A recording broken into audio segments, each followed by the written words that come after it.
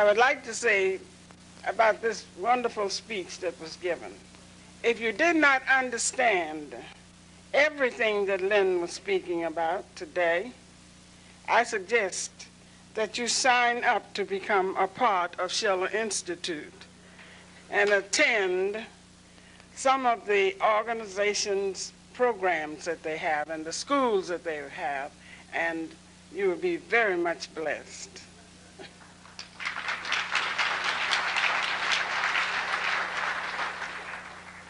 I asked the next speaker, what did he want me to say about him?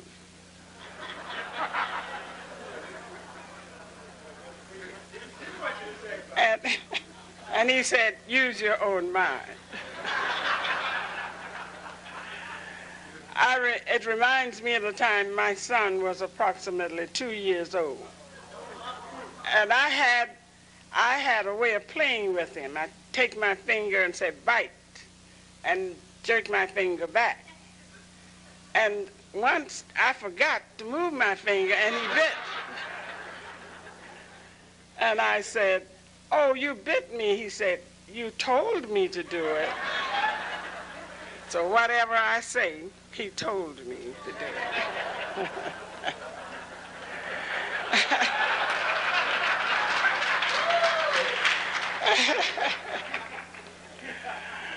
Our next speaker was born in Mississippi. His father and mother gave him a wonderful foundation. It taught him to love, to respect, and to understand. And that he did not forget. When he was born, his mother looked at him and said, oh, he's so small, but he has such a big head.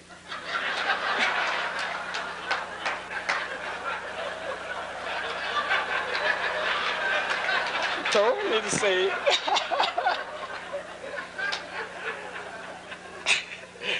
and his father said, that is an indication that he has a lot of brain, and I'm proud of him.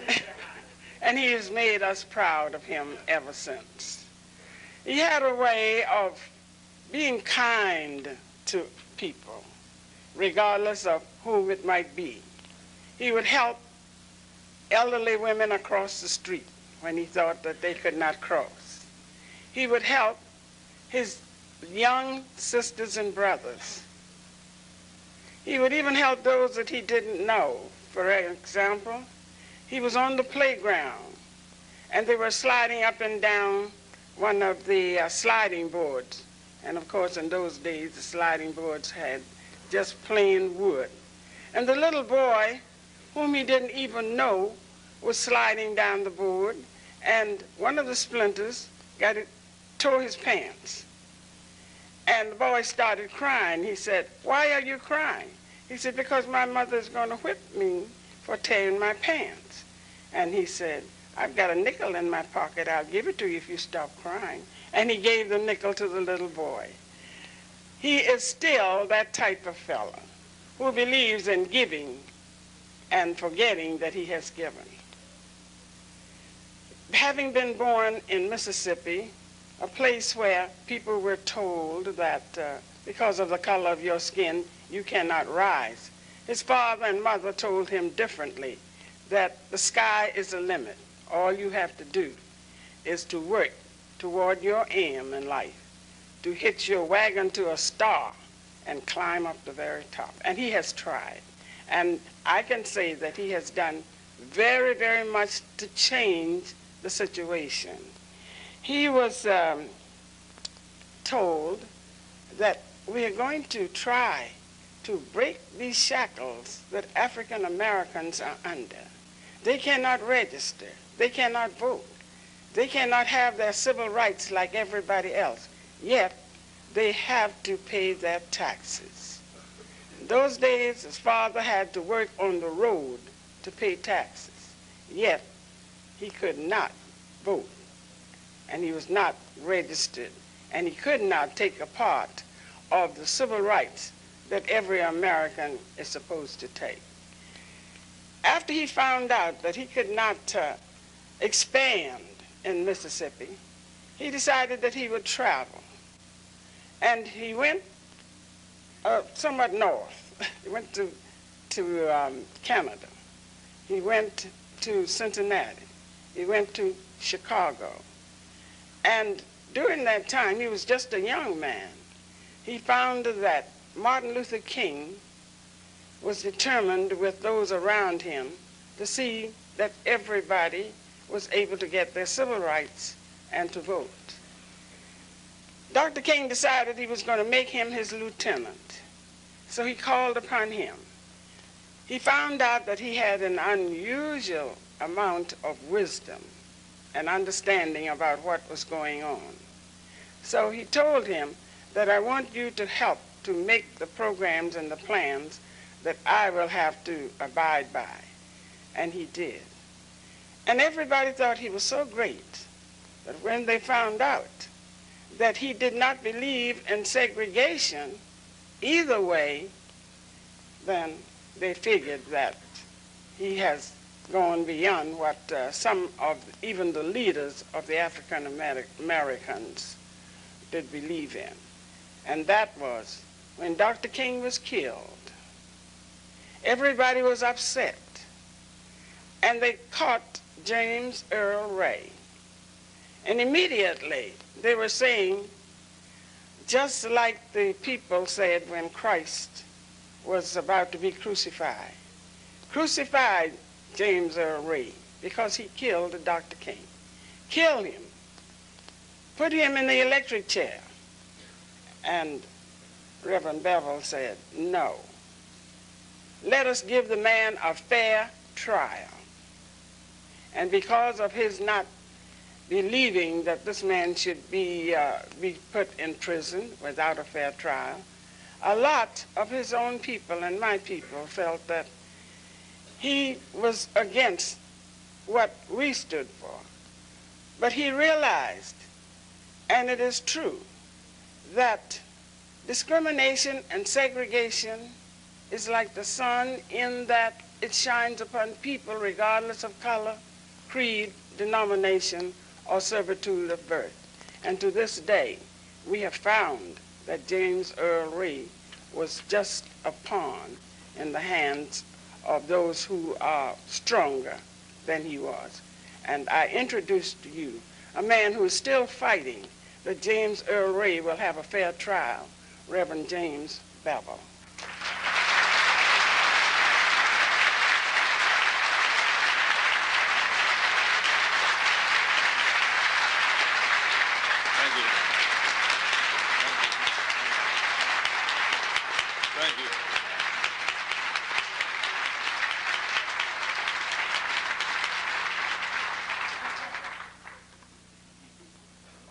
Thank you, Sister Amelia Boynton, and to my good friend, the friend of mankind, Brother Lyndon, to Sister Helga, and to all of my associates and all of you who are here. I am happy to be here. This is a marvelous occasion to be here in America in 1994 to hear Lyndon LaRue says with absolute authority that the Titanic is going to sink. Well, I don't get too disturbed about it because we was at the concert last night, and Mac Farron was over there intimidating people with his singing. You see, he have this great ability to intimidate people. He gets to sing and have you thinking you can't sing. But what was interesting, he was actually singing about, and I was saying to someone last night, I said, now people not listening to him.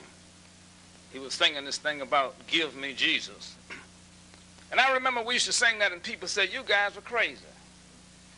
Here you walk around, the white folk got everything and you just want Jesus. Well, now what Lyndon was talking about today when he talked about civilization in the last 600 years, he's talking about those communities and congregations of people, most of whom were European people who grasped and applied the principles of Christ to social living. And civilization advanced to the degree that the person or people adhere to those principles. And outside of that, there is no civilization. Now, a guy can say, well, I'm a Buddhist. It doesn't make any difference. You still got to be a Christian.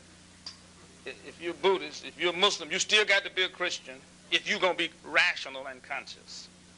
Because you got to deal with the truth of that discovery. Because this guy, Christ, discovered something. And we want to talk about that today.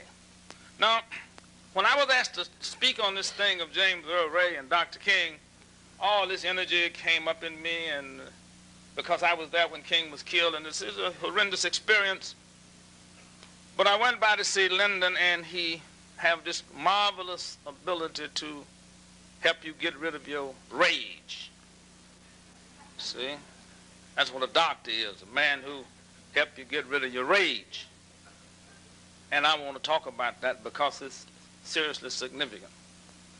I was working on a song, and I want y'all to help me sing it. Just one verse, and we work on it later on tonight. And so everybody can sing. The only thing that don't sing is the buzzer. Everybody. All the birds sing but the buzzer. Now this is a simple little song, and it's called "Which Side Are You On, Boy? Which side are you on? Which side are you on, boy? Which side are you on?" It's a very simple song. All right, now here's the verse, so I want you to hear it. Lyndon LaRouche spent 5 long years in jail because he would not bow and scrape to the ADL. See?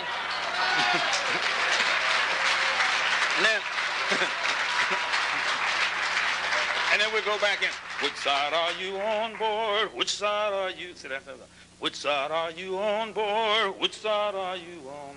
They say Lyndon LaRouche spent 5 long years in jail because he would not bow and scrape to the ADL. Oh, which side are you on, boy?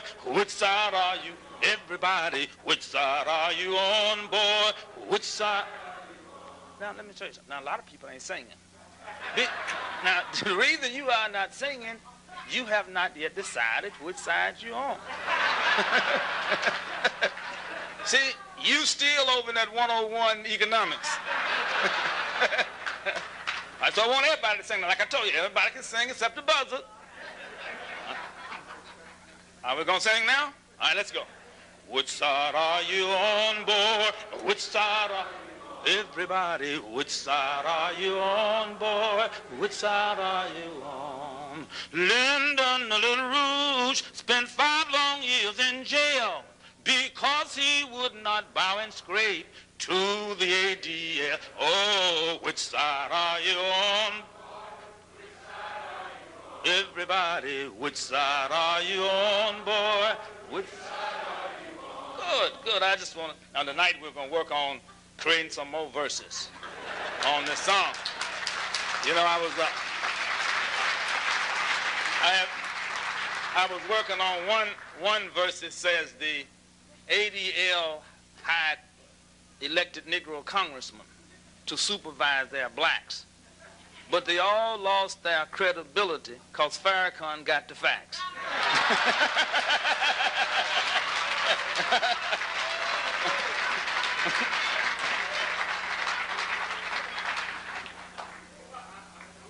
So we're going to be working on that and building us some more verses on it and just have us a great song in terms of which side are you on. Now let me tell you what has always perplexed me. And this perplexity started when I started studying the life of Frederick Douglass.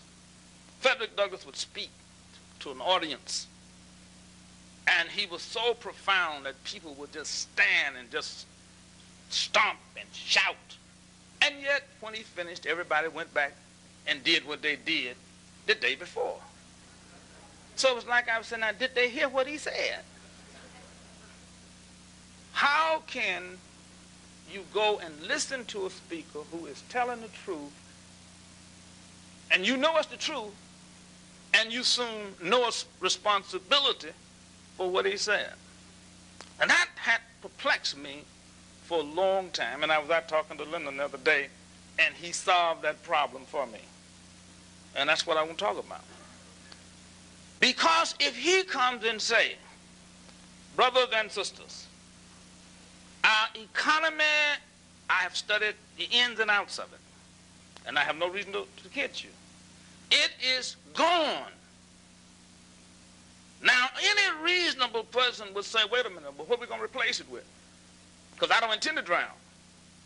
See? If what you say is true, and it is true, then who is going to create the alternative? See? And we have to deal with that. Who is going to create the alternative? See? Now, if we don't create the alternative, Lyndon might come out about like Noah. Noah went around preaching and couldn't get but 7 folks, Lyndon, to help him build a boat. Just about everybody drowned it but him and these 8 people. It happened. Now Jonah had a different experience. I don't know who was working with him, but when he got to Nineveh, he got all the people to agree. And he saved the whole town. And what I am saying is that I think we ought to opt for a Jonah experience rather than a Noah experience.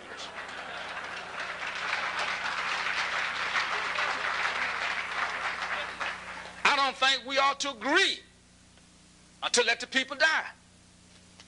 I think that we ought to agree to give ourselves to develop that alternative. And I said to Dr. Mark, the last meeting he was at, he was ranting and raving about how trifling people were. And I asked him a question: can there be a freedom fight without freedom fighters? If there's going to be a freedom fight, first of all, you've got to have some freedom fighters. If something is going to be done, there has to be somebody who is going to do the doing.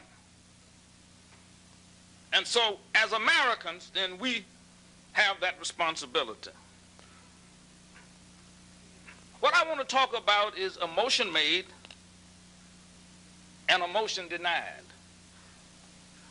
Subtitle is, why do the American people, the American government, organizations, and institutions deny James Earl Ray his liberty and deny Martin Luther King his philosophical life? Why we do that? And this is a perplexing problem. It was until I was listening to Lyndon. He helped me solve this problem. I was mad about it. Mad with black people. See? Why do we not understand that the liberty of James Earl Ray is our common constitutional interest and responsibility? How is it that you can't see that? But let's don't stop at black folk. Let's talk about the American people. Why is it that the American people cannot see that James Earl Ray's liberty is your common constitutional interest and responsibility, and that if you do not uphold this responsibility and address this interest, you will lose your nation? Why can't you see that? And then why would you assume that, and don't play with me, and I got a son here, you can play with him, and, you know, talk crazy around. Don't talk crazy around me, because I know, and you know I know, that a constitutional interest takes priority over every personal interest, because every personal interest can be addressed within the context of addressing the constitutional issue. You know I know that, and you know I know you know that. So don't play crazy with me. So the question becomes, why is it that we, the American people, allow this man to be denied his liberty and claim we're responsible people? And I'm talking to everybody in here who's over 18, because you have a responsibility. And I know you still know, I mean what I say. I mean exactly what I say. Why aren't you down working on that? Why haven't you closed shop? I look at Unifield, I look at Goodlow, they claim they're lawyers. Why haven't you set up shop full time to deal with this question? I look at these guys Coakley who claimed he's a preacher and all that stuff. Why haven't your church voted to go and work on that? I look at ICLC. Why haven't you closed debate on that and acted on that? I say to the Schiller Institute, why haven't you closed debate on that question that this man's liberty is our constitutional interest and responsibility? And do you presuppose that not accepting that responsibility that you could possibly carry on an intelligent discussion in America or in the world? Because everybody look at you and know you're a fool. You're going to claim that you love Martin Luther King and James Earl Ray sits in jail for 25 years, which totally denies the reason King even came to the country. He didn't preach for two things. Don't judge a man by the color of his skin, but by the content of his character. Injustice anywhere is a threat to justice everywhere. He didn't preach for two things. And he died. And we hadn't learned either one of the lessons. That's tragic. So I said, well, what's wrong with these people? What's wrong with these people? And so Lyndon, I was out to his house. I didn't even raise this question. He was just talking about something else. But he helped me to solve that problem. What I want to do, I want to take you through some steps in history just to show you the science of government. Now, the guy who taught the science of government was Jesus Christ. He's the man. Now, a lot of folk had ideas and representations in almost governments. The guy that really came and taught the science of government, his first lesson plan in the science, he said, seek ye first the kingdom of God. His first move in learning government. Because you got to have something to measure something with, right? So he said, seek ye first the kingdom of God. Then he got into the operation of how government goes. And this is what he set up as the standard for the man to operate as a government agent. You have heard that it was said to the men of old, you shall not kill, and whoever kills shall be liable to the judgment. But I say to you, do not be angry. Do not insult people. And do not call people a fool. That's the standard. Now, when I, as a young theological student, decided to practice that, I didn't know that that was government. I had read Tolstoy and I'd read Gandhi, and they said, well, if you live like this, you can just change things. I said, well, I don't think they were dealing with these white folks down in Mississippi and Alabama. I said, I don't see how that'll work down there. You know, I said, Tolstoy didn't know nothing about these people. And I don't think the British people could be as atrocious as them folks down in the Delta. I said, I don't. But anyway, since Christ taught it, let's go test it. Let's go test it. And we started a whole process of testing that theory. Now I'm going to take you through the first step, and I'm going to show you how this system works. Let me have my slide. This is the origin of the civil rights movement by Morris. Go to our next slide. Now let's talk about emotion, how motions are made, because most of us never think in terms of actually making motions. This is how motions are made. Here we are at a church. A decision to sit in the local churches was reached after much debate. The adults, mostly members of the ICLC, met with the students at movement headquarters and tried to persuade them to postpone the demonstration for a couple of days until money could be raised. According to Smith, the NCLC had $87. The NCLC told the students that money could be collected through the churches within a week. Then, according to Smith, James Bevel, a student at the American Baptist, said, I'm sick and tired of waiting, which was a strange thing to come from a kid who was only about 19. You see, Bevel, the rest of us were older. Bevel said, if you asked us to wait until next week, then next week something would come up and you'd say, wait until the next week and maybe we'd never get our freedom. He said this, I believe that something will happen in the situation that will make for the solution to some of the problems we are talking about, so we decided to go on. Okay, now here you have a motion having been made within the social context of a people And you can see that that motion was second. The motion was second. We decided to go forward and do that. Now, those people could see that, yes, eating in the restaurant is our interest. That's our interest. Had nothing to do with this thing about black and white, because my understanding of restaurants is to serve hungry people. It has nothing to do with colored people. It has to do with hungry people. Yeah? So, you know, now, they could understand that. So we made a motion. Now, let me explain to you how this works. Because most of us, even those of us who are in the institution and in the organization, and those of us support it, never think of ourselves as primary actors. We think that intelligent idea is supposed to come from LaRouche or somebody, or Helga or somebody. But it never occurs to us that rational thinking has within its power.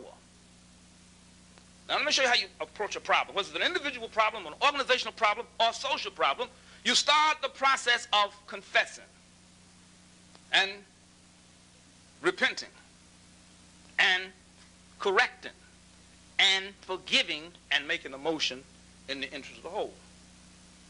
And you just keep that process going. And you just keep that process going. And you just keep that process going, and what happens is that every time you come up with a decision, your decision, once you confess and repent, which means you ain't trying to hide nothing, or you forgive people, that means you ain't ill-motivated to try to get even or compete with people, then your mind can squarely make a decision in the interest of the other person to the same degree that you make the decision in your own interest. That's what government is about.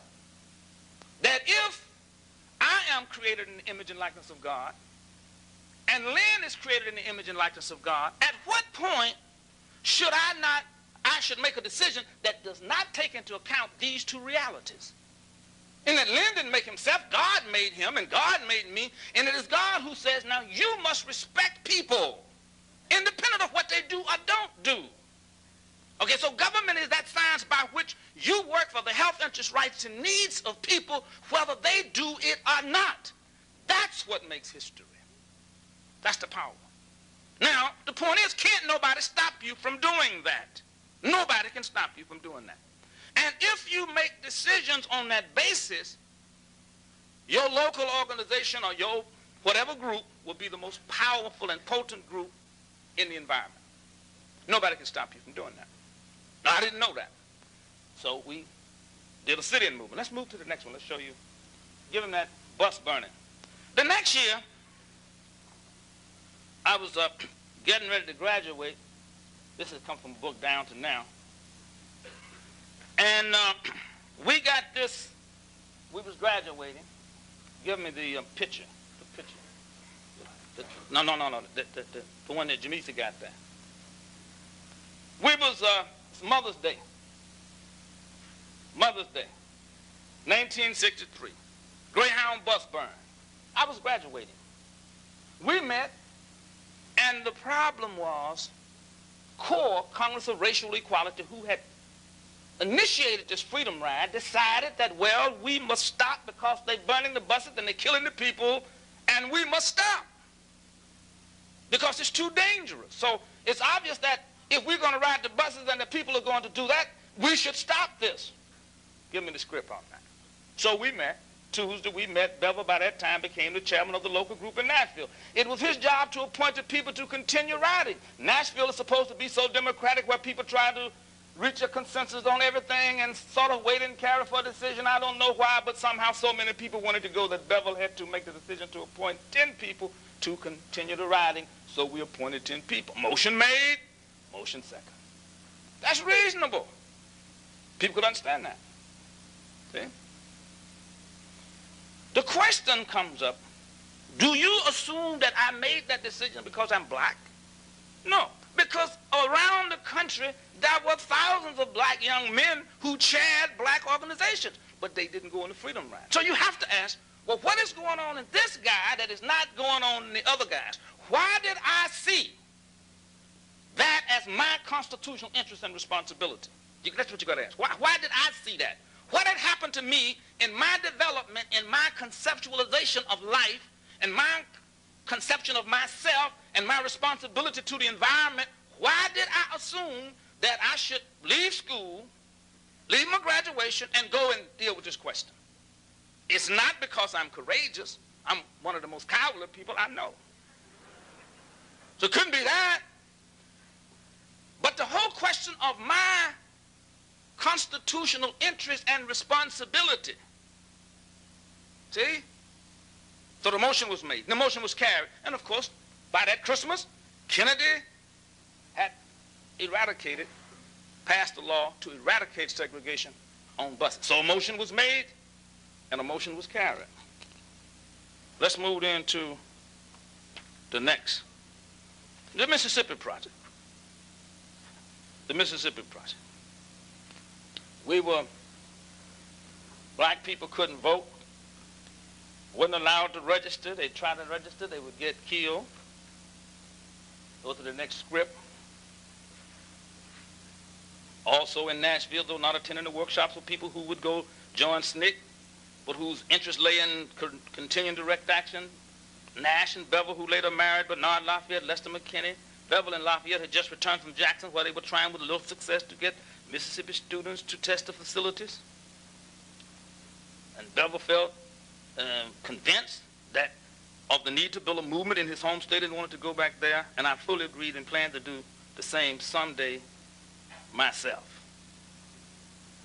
Now there's a guy, Jim Foreman, who wrote that. And it's interesting, he was often getting angry, and he never did know that his anger was anchored in the fact that he always planned to do something someday. You understand what I'm saying? See, a lot of times people don't understand what caused them to be angry. The not willingness to assume your constitutional responsibility is that which causes you to be angry. Most folks don't even know that. They'll come and say, well, man, this guy made me mad. No.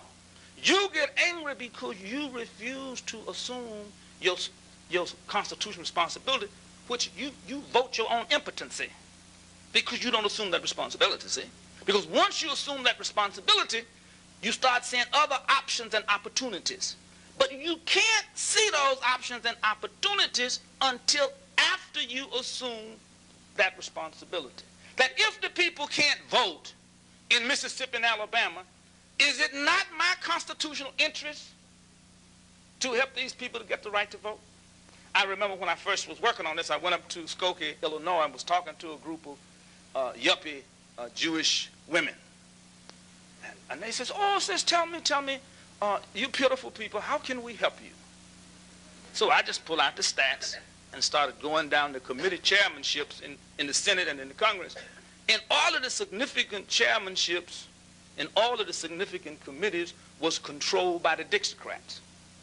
I said, do you see? By the South having a one-party system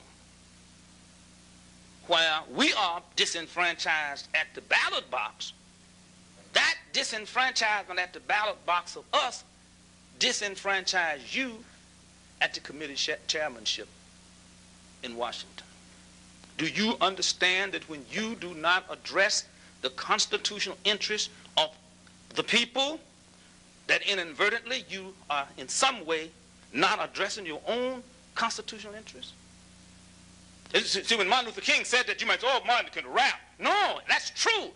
Injustice anywhere is a threat to justice everywhere. That's not a theory, that's fact. That's a fact. That's a fact. So it's not a question of being cute and helping somebody. When do you have the courage and the intelligence to say, no, I am going to assume this responsibility. I'm going to address constitutional interests. It is my God duty. God has put me here to do that. And that has to be priority. Let's go on through these. Let's get to the Why We Can't Wait, going to the Alabama Project. You got that one? It's out of King's book, Why We Can't Wait.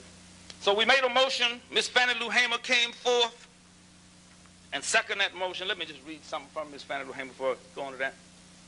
And I read it. At the meeting, Amsa Moore, James Foreman, Reginald Robinson, Bob Moses, and Bevel spoke, preaching from the Bible, the 12th chapter of Luke, the 24th verse. Bevel talked about how a man could look out and see a cloud and predict that it was going to rain and it would come, but still he couldn't tell what was happening around about him. That made sense to Ms. Hamer, and after the other people spoke about voting, voter registration, and asked who would go on Friday to register, Mrs. Hamer held up her hand. So she seconded that motion. She seconded that motion. And, of course, you know the rest of it. The Summer Project, the challenge to the Democratic Party, because a motion was put on the floor, and a motion was made, and a motion was seconded. And anytime you put a legitimate motion on the floor, a constitutional motion on the floor, within the context of a movement, and that motion is seconded and discussed and carried out in the spirit of that motion to attain justice, that's the power you have. And what I'm saying to a lot of us, we really never knew what actually was going on in the movement. We think it was some great No, no, no. It's people sitting honestly discussing what constitute our interests, our constitutional interests, and deciding that the constitutional interest must take priority over the particular personal things. For instance, is it more important for Jim Bevel to see to it that people are voting, even though he may lose his life, than to be caught up worrying about his anniversary on a Cadillac car? I mean, this, you know, it's like, you know. And when you go up on people, they come up with all these little trivial things. Well, I'm doing this, I'm doing this, I'm doing this. And yet, the significant things go unaddressed. Let's move to another one. The Martin Luther King book. In Birmingham, the movement all bogged down. Isn't it reasonable that a man should go into a community where his children are being brainwashed and teach them to be responsible? And say you can learn more sociology down in the jail than you can in the classroom. So let's go to jail. Let's fill up the jail. In other words, you know, the interesting thing, and you could find this in Coffin's book, Once to Every Man in the Nation. The particular thing I taught the children in Birmingham that no other person would tell young people was this. You accuse white folks of oppressing black folks. That's not true. Your mom and daddy and granddaddy was irresponsible. Now, if you start being responsible right now and don't relinquish that responsibility, you have the power to end segregation. And these little kids said, are you a kid? I said, I'm serious. And that little fella, 6 years old, 10, 12.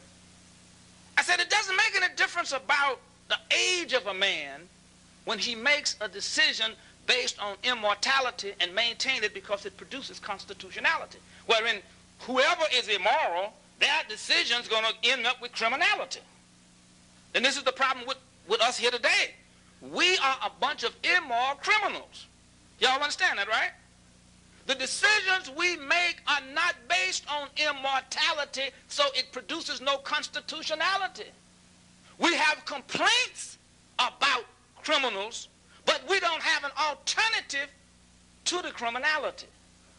We are arguing about OBE, but if I say, wait a minute, let's work out a curriculum that's totally scientifically correct based on Lyndon LaRouche's conception about what education is, and if I ask some of you guys, so wait a minute, let's don't go home, since what he said is true, let's stay here and join and work on and create an education committee and get out and teach it to the young folks and fight about it, you say, well, I got to go home and feed my cow. See, I mean, to me, it's that serious. If this man comes and says, now, this is what education is. Well, he can't sit up and work out all of the intrinsic theories and do the research on that. Somebody has to say, he's right. So we'll join your committee on that and we'll work full time on the education question. And not only develop the curriculum and teach it to the mamas and the daddies and the kids, we will close down the schools about it, just like they did about the right to eat or vote or something like that. If people don't come forth to do that, that will not get done. And we'll just be complaining about the kids being brainwashed. But we don't see how that is our constitutional interest and responsibility, so the children go uneducated. And we just sit, assuming that the Board of Education or someone else is supposed to do that. No. The individual who can conceptualize that that is our constitutional interest and take responsibility for it have the power to bring about that change. Now let's move on then to the Voice of Freedom. Out of that book, Then we have a statement by Diane Nash, my former husband, and I, Jim Bevel, cried when we heard the bombing, because in many ways we felt that our children had been killed. We knew the activities of the civil rights movement had been involved in generating a kind of energy that brought out this kind of hostility. We decided that we would do something about it, and we said that we had two options. First, we felt confident that if we tried, we could find out who had done it, and we could make sure that they got killed. We considered that as a real option. The second option was that we felt that the blacks in Alabama, if they had the right to vote, they could protect the children. We deliberately made a choice, and we chose the second option. It's a motion and a second. And so, you know, the rest is history. We wound up in Selma and fighting for the right to vote. And it's interesting how this motion was finally second. Look at the second to this motion. This is very interesting how this motion got second. The motion was finally second on March the 15th, 1965. Mr. Speaker, members of Congress, I speak tonight for the dignity of man, the destiny of democracy. I urge every member of both parties, Americans of all colors in every section of this country, to join with us. And he goes on. For the cries and the pain and hymns and protests of an oppressed people have summoned into convocation all the majesty of this great nation, of the greatest nation on earth. Our mission is at once the oldest and the most basic of this country, to right wrong, to do justice, to serve man. Johnson seconded the motion on that. See? Now, what am I saying? So we put all these motions on the floor, and then we went to Chicago, and we put the motions on the floor. And all these motions were second. All these motions were second. And then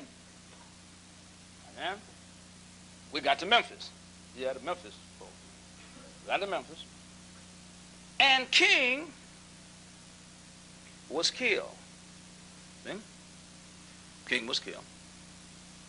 And in the same spirit, King was killed. There he is, lying there on the back of it, and I am facing the police. King was killed. Motion was put on the floor. Ralph Abernathy was the new chairman. But everybody in here, basically, who was an adult, was in the meeting anyway. I move that the man who is accused of killing King be given a fair and impartial trial. That is my and everybody's constitutional interest. So I made that motion. And immediately Ralph Abernathy withdrew his second to that motion. I further made another motion that we should, in fact, put murder on trial and insist that nations stop killing people and teach the science of government to their young people. Because our security is not dependent on us knowing how to kill each other's kids and coming up with all these nuclear missiles and stuff and threatening each other. That's not the way human beings should live. And then I said, then we should organize and fight for education. That motion decisively died, and the tragedy is that motion has not yet been seconded by organizations in this country. Now, let me just say something to the people in the Schiller Institute, if you understand history. Do you understand your having not addressed the problem of Ray getting a fair trial is related directly to Lyndon LaRouche having to spend 5 years in jail? See? Do you understand that the jails being packed with kids is directly related to this man not having a fair trial? Do you understand that this man not having a fair trial has created 3 phenomena in our judicial system: case law, plea bargaining, and capital punishment, of which none have anything to do with due process of law, where you find out the cause of a problem so you can institutionally and constitutionally address that problem? That the judicial system does not function at all. And the most classical case of its not functioning is Lyndon LaRouche's case, where there is compounded criminality in the court system because we didn't stand, and when I said we didn't stand and have not stood, so no, let's get this guy his day in court. So the motion was made, and the motion was denied. And that's the tragedy in America today. The children in the streets, jails packed with people, the violence. And in denying this motion, one of the speakers said, and too many black people want blood too. See? Too many black people want blood. And so we're not going to stand and prosecute this because the black mob don't want to hear this. It's not popular to take that position. But if you do not stand for that which is right, then from whence do you suppose right comes? If you do not stand for what is just, how do you think justice will come about? It only comes about when we take a position and don't back down. So I've been in pain 20-some years. Have to walk around, American in jail. So a lot of y'all, so, oh yes, we worked hard to get Lyndon LaRouche out. It's easy to love Lyndon LaRouche. He's an intelligent man, worked for everybody's interest, wise man, best economist in the world. But what about this guy, Ray? He's poor white trash. He's a nobody. But did not Jesus say that when you do it to the least of these? So you don't get no credit for getting him out of jail. No. See, I studied the records in heaven. You don't get no credit for getting Lyndon out of jail. You get nothing for that. No, you don't get nothing. What about this poor white trash who have no family, who have not an intelligent, audacious wife? What about this man who is inarticulate and who was robbed of his education just like poor black people? What about this man? What about this man? And do you presuppose that you're going to go up to heaven? And I believe in the judgment. I believe in bugles and trumpets and things. I believe in all that stuff. You presuppose that you're going to walk up and knock on heaven's door and says, well, I'm here now. And the Creator going to say, now, did you come from America?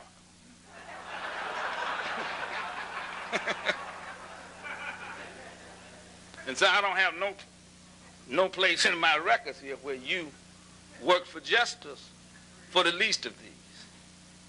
And you said, well, I was busy. I was doing things. I was running a campaign. I was raising money. I was getting my degree. I was sending my kids to school. I was doing all of these things. And that's the tragedy in America today. And that's why we don't understand his economics. We don't even understand what this man's talking about. Because let me explain something to you so you'll understand this economics. If you do not address your constitutional interests and responsibility as a priority, your mind cannot even think scientific economics. You think financial schemes. See, you don't understand where the financial schemes come from. The financial schemes come from the minds of people who do not discuss and work through the constitutional interest as a priority. They come up then with these financial schemes, and they come up with this slavery and job training.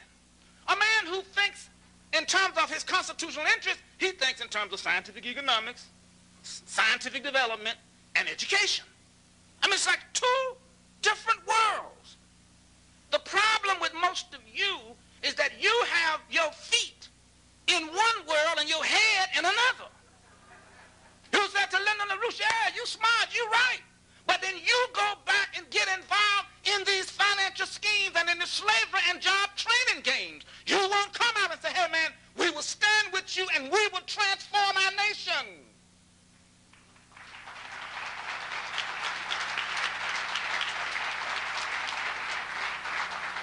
How you going to say a man is intelligent and right, and then you don't care about what he's talking about? That's what I try to tell guys with Martin Luther King. They say, well, why you work? I said, what he says right. How can I go and preach and shout Negroes and tear up church benches when this man said what you have to do is go and organize people and educate people, and you must face evil with your very life? And you think I was going to say, well, that's a good speech, King. However, my Cadillac bill got to be paid. And you know, the great tragedy, you go around and you see black guys my age, Linda, and every one of them was a personal friend of Martin. Yeah, Martin and I. And when this man was here saying, let's do this, and let's work on this, and let's work on this, and this is right, they turn their back on their constitutional interest. Now, let me tell you who this guy is. So a lot of people, when I came around, they said, well, how could Bevel know who LaRouche is? We've been around him 20 years. This Negro been plowing mules over in the tomato field. How he gonna know who Lyndon LaRouche is? Give me that last seed, no, the other one. Let me tell you what I got so tickled when I read this. You see that? We was hiding out in the ghetto doing that, and we wouldn't let Bush and them know what we was doing because we was confident if they did, they was killers. Because now, when you get into Lyndon's thermodynamics of economics, that's exactly what we worked out. Now, let me tell you how we came by this. Brooks and Dr. Mark, we all started on this together, plowing mules. Because we decided, okay, we ain't going to beg and we ain't going to steal and we ain't going to get hung up in grants. How do you make this thing work? How do you build an economy where you don't compromise yourself and don't violate nobody? See, if you don't answer that question, you're not a Christian. You're not an American. You assume that you got to be a criminal or a thief or a beggar. So we started working on this thing. Now, if you put a bank over there under that 8 that we call it a man, as these institutions work, the church, the government, the business, the clinic, and then you got food, farming, clothes, making, housing, as you do work in all of these institutions, they all generate resources of which you put in the bank, and then all your money is put back in these institutions, which causes an expansion, which Lyndon described as thermodynamics of economics. So when I read his theory on economics is a study of the principles and means by which a people is able to produce the material precondition for its own continued existence. Let me tell you the tragedy that you're in, you guys who got light skin and think you white people. Tell you the tragedy you're in. What you don't understand is that the British people have decided that everybody in America is niggers. That's what you don't understand. See? In other words, the reason America was set up doesn't even exist for that reason anymore. It was set up so you could have an economy based on the family, based on the integrity of the person, the sacredness of family life, marriage, and out of that, in his economics, he defined the family as a primary unit. We have decided that there should not be family, that homosexuality is right, and that you just need to be slaves. And all of you people basically bought into that. And when I say you bought into it, when this guy come and say, this is what economics is, I know that that's my constitutional interest and responsibility. Now, I was over in Chicago. This great big old burly black guy came up to me and said, Bevel, we think something's wrong with you. I said, more than likely it is. He said, tell me. He says, now, why are you with this Lyndon LaRouche? I said, well, you know, I can understand some of your fears and problems. I said, because white people are strange people. I said, now, generally, they claim their God gives them more authority than our God gives us. For instance, they generally claim they have a right to go around disrespecting people. They don't have no problem with it. You know, our boy Clinton, he's on the campaign trail, left the campaign trail to go home to kill a man. He just thinks that's his right. Or at the convention, he wouldn't even let the issue of capital punishment be discussed. Just think he have the right to Then he takes over the army and says, well, now the men can have sex with each other. I said, see how this white man claimed that his God gives him authority that our God don't give us? I said, now Lyndon LaRouche don't claim God give him these authorities. I said, so I work with him because he don't make these claims. Now, why are you working with Clinton? See, how would you not work with a man who is constitutional and make moves all the time in the constitutional interest of all humanity? Why would you not be in a relationship with a man like that, working with that man to carry out the work that has to be carried out in the good of all humanity? Why would you not? And we talk about, must Jesus bear the cross alone? No. Must Lyndon LaRouche bear the cross alone and all the world go free? No. There's a cross for everyone.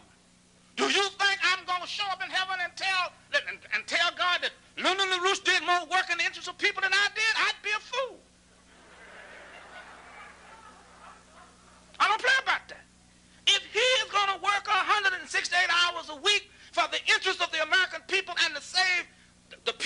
because he said the economy system is going. That's true, but to build a new economy based on this principle, on this definition that he gives, I know that if this is going to be done, somebody have to work on this all the time. People don't just drink beer because they like beer. Budweiser be putting this stuff out in advertising all the time. Their trucks are running. Their billboards are up. They're pampering folks' mind to get them to be drunk all the time. And if criminals can work to get people involved in criminality, then how are we not going to work to get people involved in the sciences that would free them in the nation? This is serious. This is serious.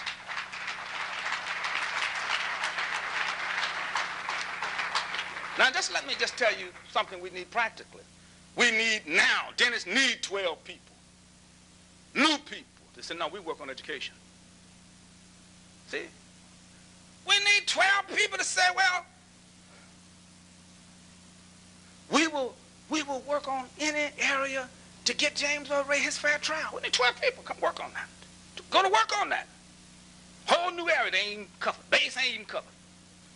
We have to put in precinct councils. And Poppy said, why you got to have a precinct council? I'm tell you why. Because if you're going to fight for education, you got to have a community stabilized and conscious enough to fight that fight. Because when you hit, you always get hit. And you got to have a process by which you process and fire back.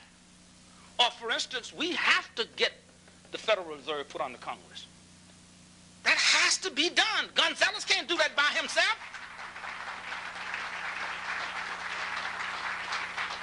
There has to be a team working full time to get that done. Washington has to be organized.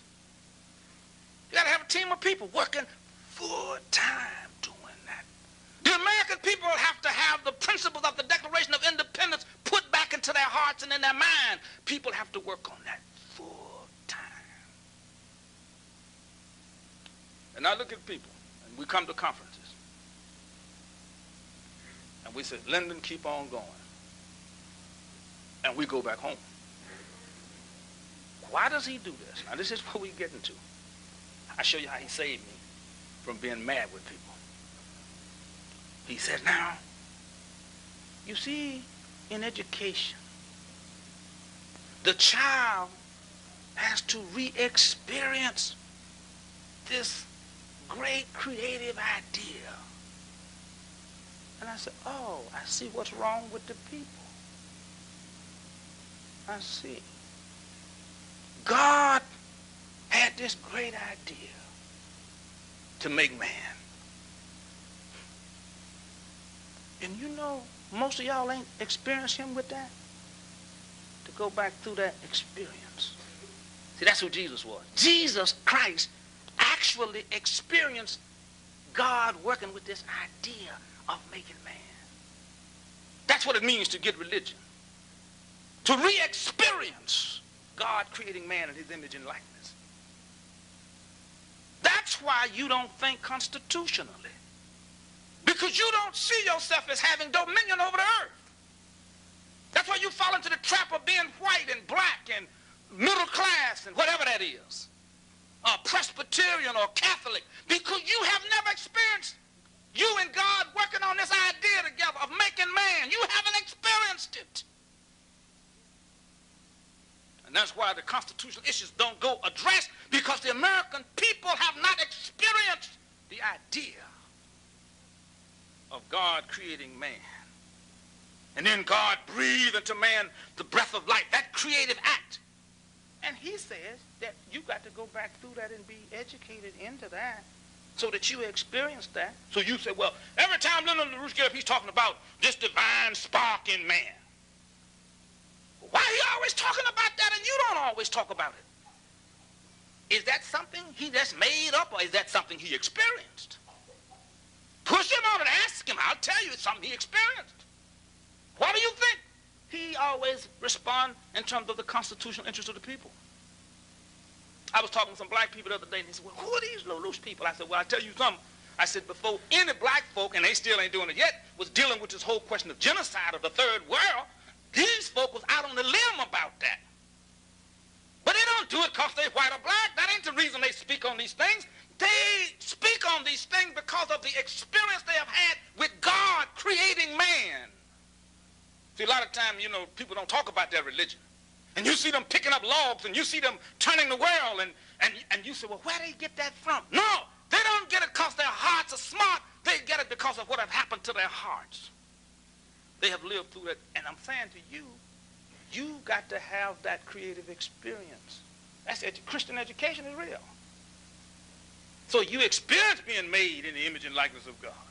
You experience God breathing into you the breath of life. You experience yourself as having dominion over the earth. And then you can say, no, James Earl Ray has to have a fair trial because of who I am.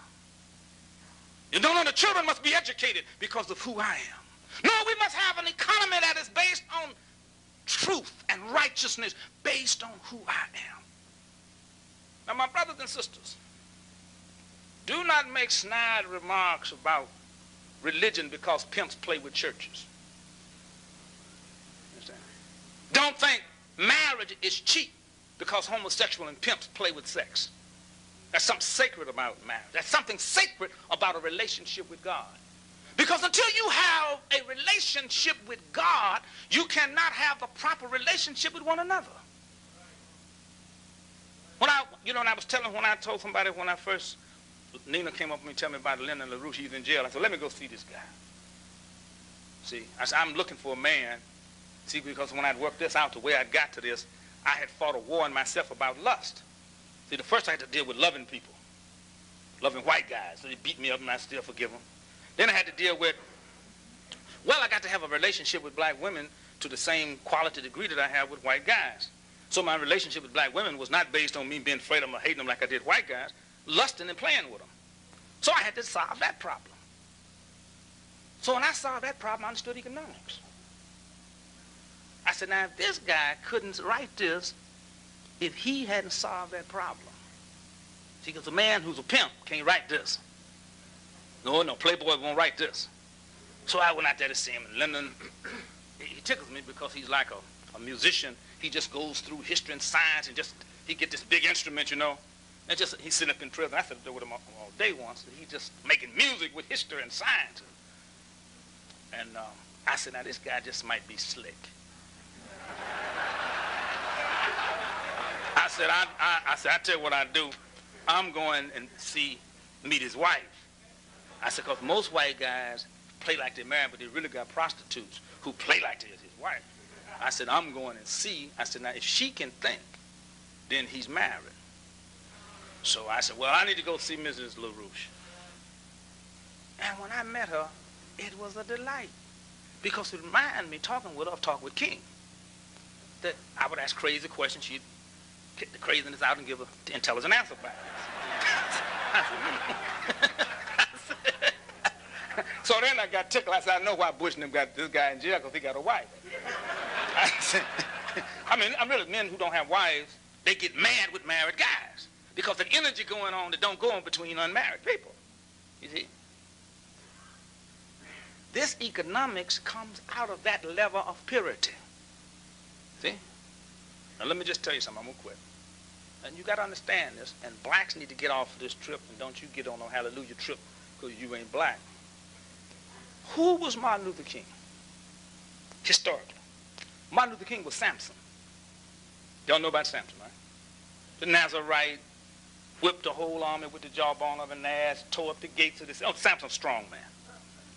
But he had an area of himself that he hadn't addressed, which was this whole question of the law by which you relate to females, and that tripped him up. See? Now, no intelligent Jewish scholar would leave that out of the Bible because it would insult Jews, because that's what happened. In fact, every boy needs to read the book so he'll know how to stay out of Delilah's house. That's good information. And I'm not embarrassed about that problem because it should be an example. But who is Lyndon LaRouche? Lyndon LaRouche is Joseph. That's who he is. Now, you need to understand that. Joseph went to jail, you remember? Because he wouldn't go to bed with a man's wife. But the Lord raised Joseph up and made Joseph the minister of economics and agriculture of Egypt. You remember that? Because of the purity of his heart and his ability to think inclusive. Now that's who. And stop doing what you're doing and go to work with this man and watch your mind develop. And let me tell you something. You can play if you want to. You cannot learn the science that this man is talking about working for Bush or working for Budweiser. You can't do it. You have, and what Jesus talked about when he said, you can't serve two masters. You have to leave one and serve the other. You can't learn economics and constitutionality. You can't learn marriage, law, playing boyfriend, girlfriend. You can't do it. You have to leave the foolishness alone and work full time with the wisdom. You have to do that. And what am I saying to you? All of you. And some of you say, well, Reverend, I'm too old to make them kind of adjustments. I'm saying to all of you, you ought to sell out and come to work. Because we got a nation to save. It's serious out here, serious in the world. And I'm getting tired of hearing bad news. Every time you pick up the newspaper, sometimes I don't read the briefing because I get tired of bad news. But the only way we're going to have good news is that good people are going to be doing good things. And so I'm challenging all of you. Don't just come to the conference. We need everybody here. We need everybody in there working full time. I'm serious about that. So we can turn this nation and this world around. So God has given us a Joseph, who's given us the definition of economics. And we can take the principles learned from the 60s and accomplish the goals of economics that LaRouche talks about. And I'm challenging each of you here to become a full-time organizer. I mean, literally what I'm talking about. When you look at our cities and when you look at the world, we can determine the outcome of history by what we do. And so I challenge you, my brothers and sisters, come and join the army. God bless you and God keep you.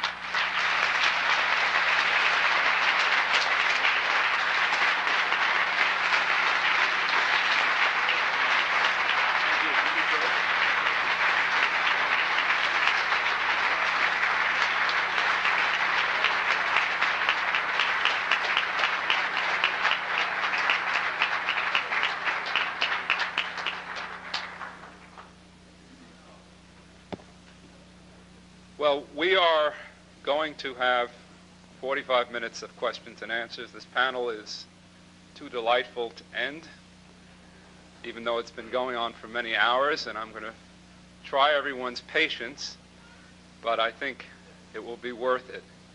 And while we begin that, I would like to, as we're beginning the question and answer period, I would like to invite up Dr. Najib Satrabi, who's the personal representative of President of Bosnia Izetbegovic in Washington, D.C. And he has a few words that he would like to say to us.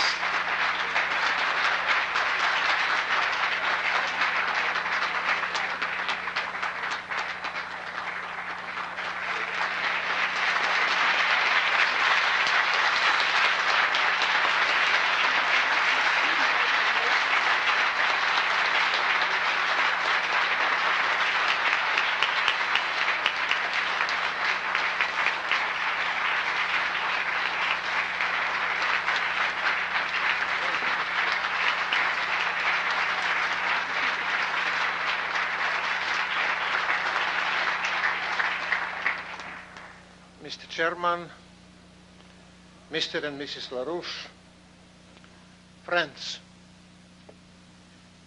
in Bosnia it is cold, it is snowing.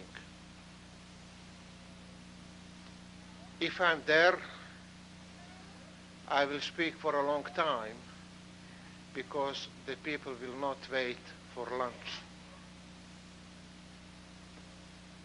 Being Bosnian, I am proud with dignity in sacrifice that my people show. I am proud for the suffering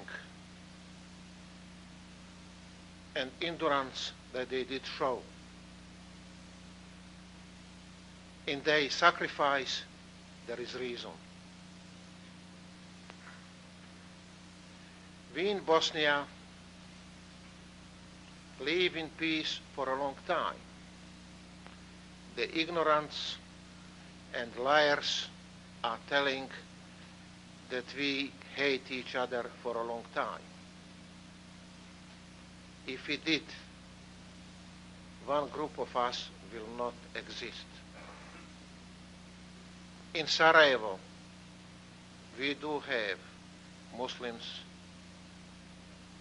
Serbs, Croats, Jews, and others. In Bosnian army, as they call a Muslims army, we have Serbs and Croats, generals and fighters.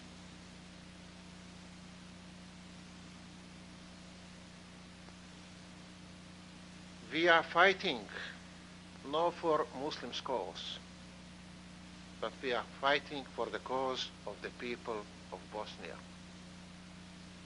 They are asking, tell us what you want. Tell us what is your bottom line. Our bottom line is to live together in peace, with dignity, with love and understanding and respect for each other.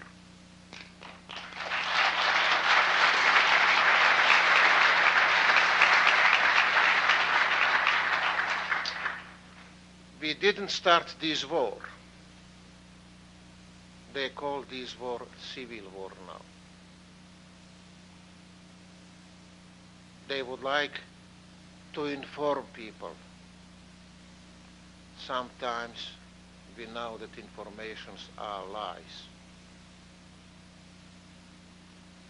Ethnic cleansing is not a journalistic description what is going in Bosnia. It is program of Serbian aggression. This is their concept, what they want. They would like to have so-called pure Serbian land.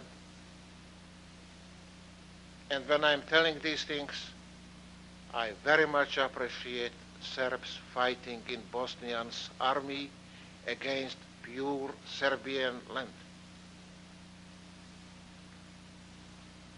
When the world started to speak about ethnic cleansing, Radovan Karadzic tried to correct himself and he said, no ethnic cleansing, but ethnic shifting.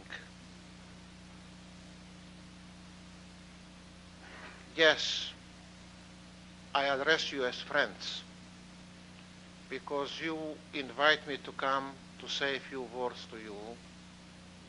You raise your voice in favor of Bosnia. You wrote about us. And it is the reason why I'm happy being here, and let me add a few words more.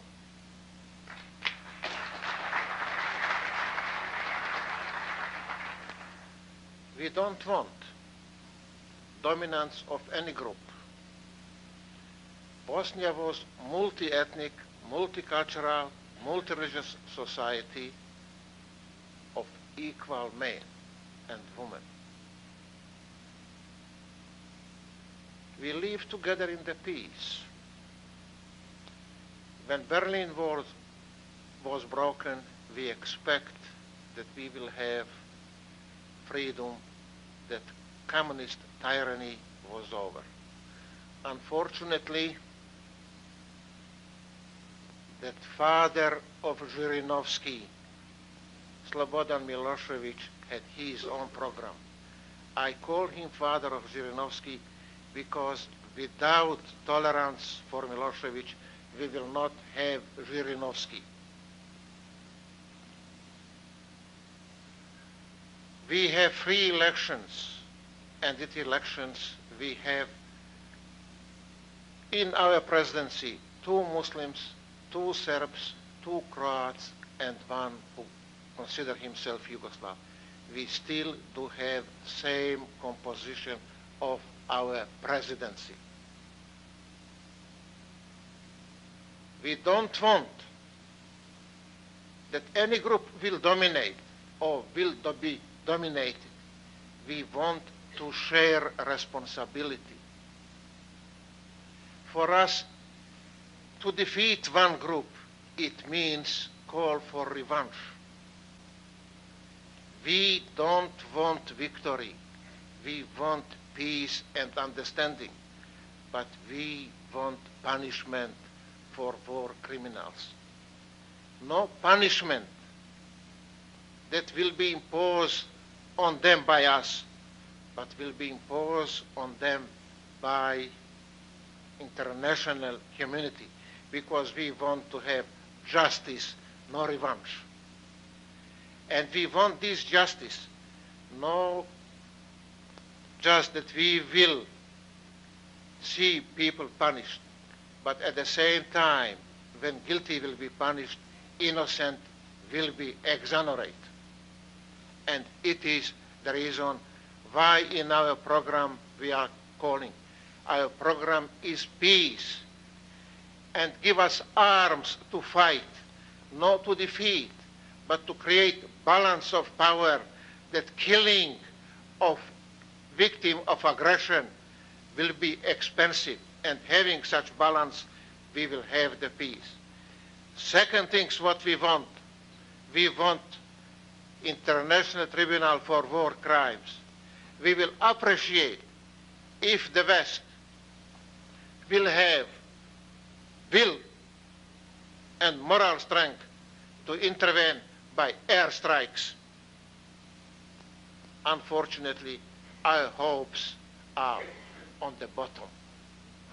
But our desire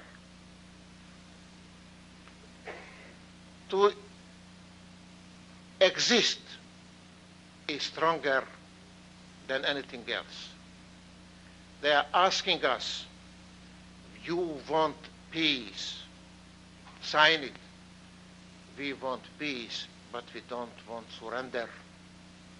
Because the peace without justice, without fairness to anyone, is not peace, but postponement of fighting. In Bosnia, we have so-called blue berets, UNPROFOR. They told us they are not there to be peacemaker, they are peacekeeper. We know they are neither, no peacemaker, no peacekeeper, but they are fighting observer. They are telling us, they guarantee that humanitarian aid will come, that you will survive, you will have food and maybe a little bit heat. But 50% more food is given to the Serbs, 330% more food is given Croats than Muslims. And it is not statistics of Bosnian government, it is statistics of UNPROFOR. Yes, we need your voice. I believe we have your heart, and we would like to have your reason. And we will have your reason if you know a little bit more about us. We are not trying to have war, we want peace. We are not trying to defeat anyone, but stop fighting. We are not trying to dominate anyone, but to share responsibility. It is our program, it is our goal, and it is the reason why we accept suffering. We did say it is better to be killed than to be killer. But when it's questioned about the future of our nation, we have to resist, because at least our name will survive. In this world, we know who is aggressor. We know who are victims of aggression. And there is another group, observers who are doing nothing. And these are guilty part too. Thank you very much.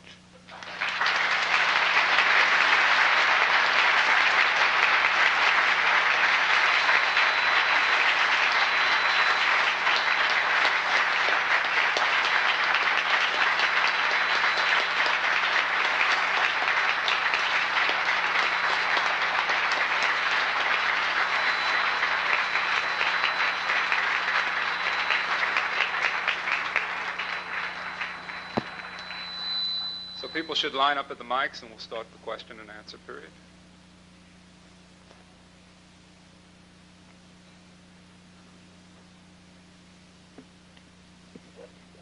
Can identify themselves if they want to. My name is Mark Calney. I'm the LaRouche Democratic candidate for governor of the state of California.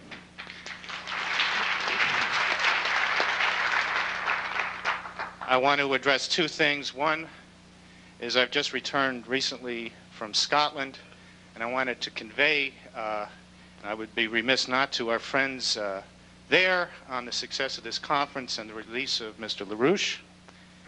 And I might add that there is definitely a crisis in the United Kingdom, a moral crisis, to have a Labor Committee member to speak at the universities in the United Kingdom and address the evils of David Hume, of Adam Smith, of Bentham, and be paid for it.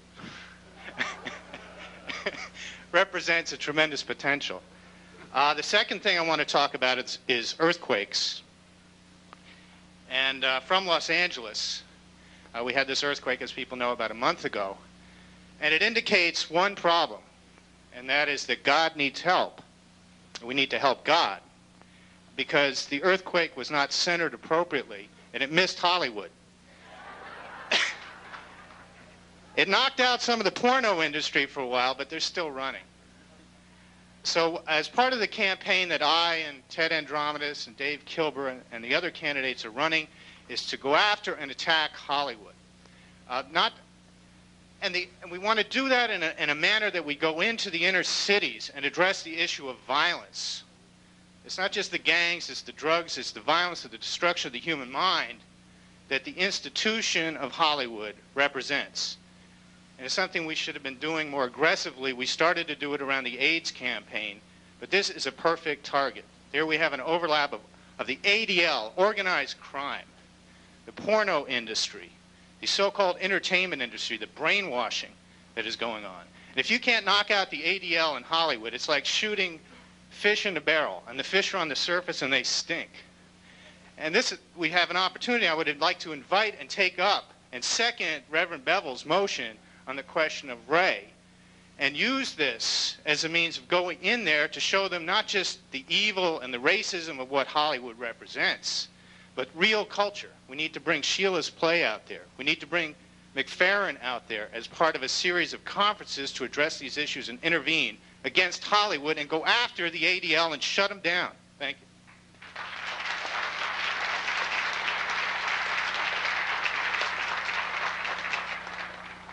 Next.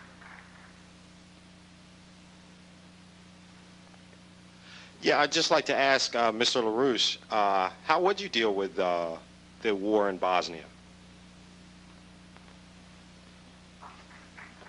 Well, last year, the spring, it could have been dealt with in a more straightforward form. But today it's more difficult because what's been done to Russia, Ukraine, and other parts of Eastern Europe have created a interlocking strategic problem which has to be addressed as such. It has to be, you cannot do anything unless you state clearly what you're doing. You can't go in and simply bomb and not expect to have complications which are unwanted, which might prevent you from accomplishing what your objective is in the first place. The British, as Helga mentioned, want it bombed, want the bombing done now, which they opposed last year, is a way of trying to impose a partition of Bosnia. So a simple act of saying do this and do that doesn't work. What you have to do at this point is to name the game. In the history of mankind, there are only two views of man. One is a view of man as imago Dei, in Latin, as man in the image of God, and therefore you must have a society which develops and fosters the potentialities of the individual in that way, and which means fostering the family and protecting the family to that purpose. The other is a view of usury, a view of treating the majority of mankind as cattle and exploiting them. This was infamous in the worshippers of Baal and Moloch used to do this. The worshippers of the cult of Delphi did this. Venice did this. And the British Empire, you know, it's like a bunch of Hollywood body snatchers went up to Britain at the end of the 16th century, and they took the British people, and they took their souls out, and they put Venetians in. The Venetian demons. And they produced by this means, the majority of the British people were reduced to the state of cattle, and you had a few Brits who had these Venetian demons stuck in them, which practiced ancient crimes, and they became a privileged class of imitation Venetians who practiced this ancient evil of insisting that the majority of mankind must be cattle. Now, the problem here is that when we, as we have done many times, not speaking just me and others, but I represent a tradition, when we said, let us use the great opportunity of the collapse of the wall to open up cooperation, to get a new principle of development of man on the basis of scientific and cultural progress, that image must be the basis upon which we rebuild Eurasia and the rest of the world. The British Venetians, well, not the British people, I suppose anybody who's been up there would know that. The British people are barely capable of human speech. They've been so ruined by what's done to them over the period from Wilson through Thatcher. Any government that will tolerate a major indicates the people aren't in such good shape. But this agency of the Anglo-Americans, typified by this Venetian bloodsucker sitting on the top of the British Isles, moved in as it moved in to create two world wars in this century, as it moved in to put Hitler into charge in Germany in order to ensure a war between Germany and Russia, has done the same thing again in the Balkans. If you do not say at this point that the problem is the repetition of this so-called geopolitical game of preventing the economic cooperation of Eurasia, because such cooperation would destroy the British Empire in the former times, or their objectives today, and that you start wars in the Balkans to involve the Russians with Serbia, is what they did in 1912, 1914 to the Pan-Slavs, to involve the French and the British in an entente cordiale, to suck Russia into war, and to get Germany in the middle, to prevent what Witte dreamed of, to have France, Germany, Russia, and other countries collaborating for the development of all Eurasia, to prevent that. You have to say that's what it is. You have to say that Thatcher said to do it, it's her policy, that Major continues it, that Carrington, who was Kissinger's friend, does it, that Kissinger's part of it, that Eagleburger did it as a criminal, that Brent Scowcroft, the advisor of Bush, did it, that Bush was complicit. When you tell the truth and now say, we are going to act, not simply to deal with Bosnia, we have to act to end this way of doing things. We have to eliminate this Venetian factor. We have to eliminate the continuing cause of two world wars and the threat of a third. We're not going to be actors playing games in a British game. What we're going to do is we're going in the gaming hall. We're going to take the tables. We're going to throw them out. We're going to put the gambling masses in jail. and we're going to have a meeting, and we're going to end this game. We're going to go back to being human. On that basis, then you can do something. But the problem is now, whereas a year ago, you could have done something fairly straightforward and simple as a military act, which would have changed the situation, if you'd had the guts to break the British. If you don't break the British today, or attack them and expose them as being the criminals behind this, not the poor Serbs, but the British government, the British Foreign Office, they did it. Karadzic is an agent of Lord Owen, and has been an agent of Lord Owen. That group that ran this operation were agents of the British for years. I know it. I know it from the inside. If you don't name that game, then everything you do is going to backfire. You're just throwing a match into a room full of gasoline fumes. You've got to say, the British did it. We're going to hold the British to account in the sense that we are going to end this system of geopolitical policy. Because if we act without saying that, all we're doing is playing into the flames of World War III.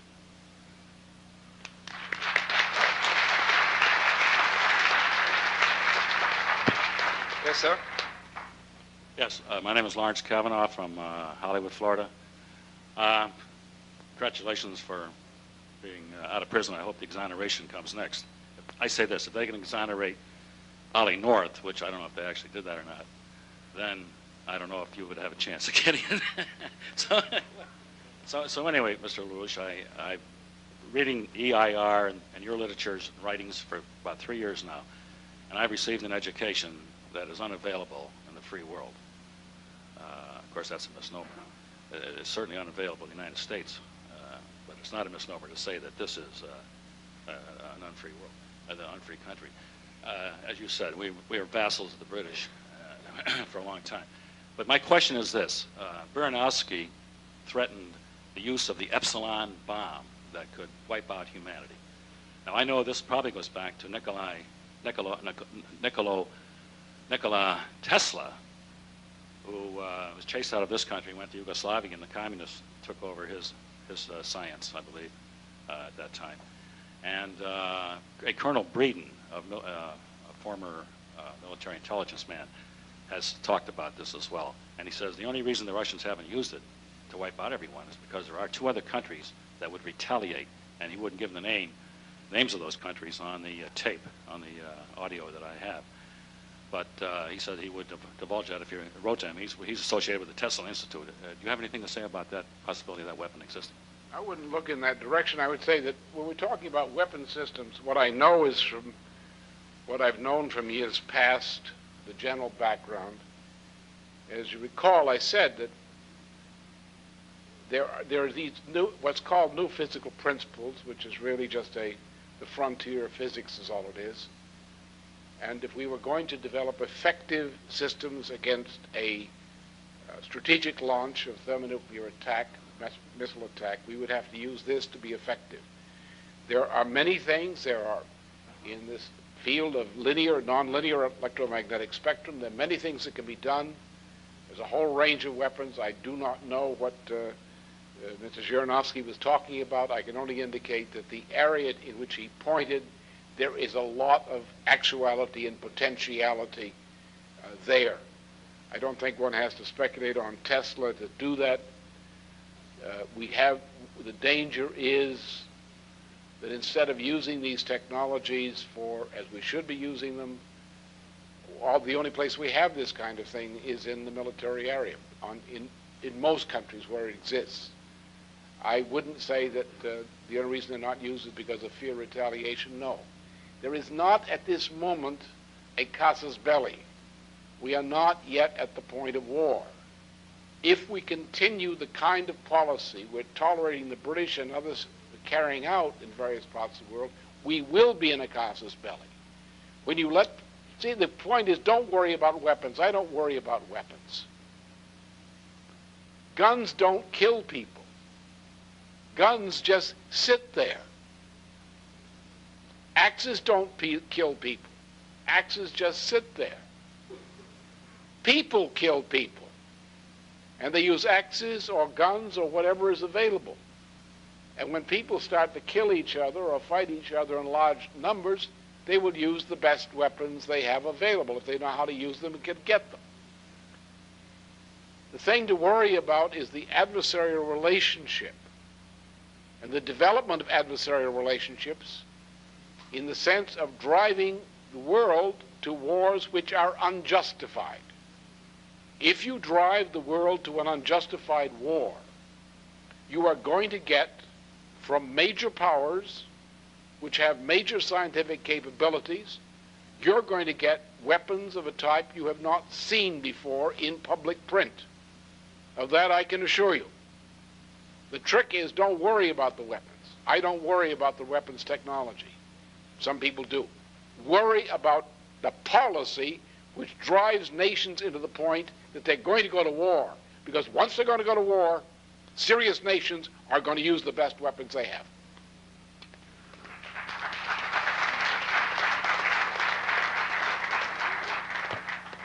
I would just like to say at this point, we are going to stop at 3:15, and the way we've structured the remaining panels and the questions and answer period is we're going to have, after this question period, just the presentations, and we're going to bunch all of the questions and answers into 2 full panels tomorrow of questions and answers. So that way we can maximize the discussion process and have many, many hours of questions and answers.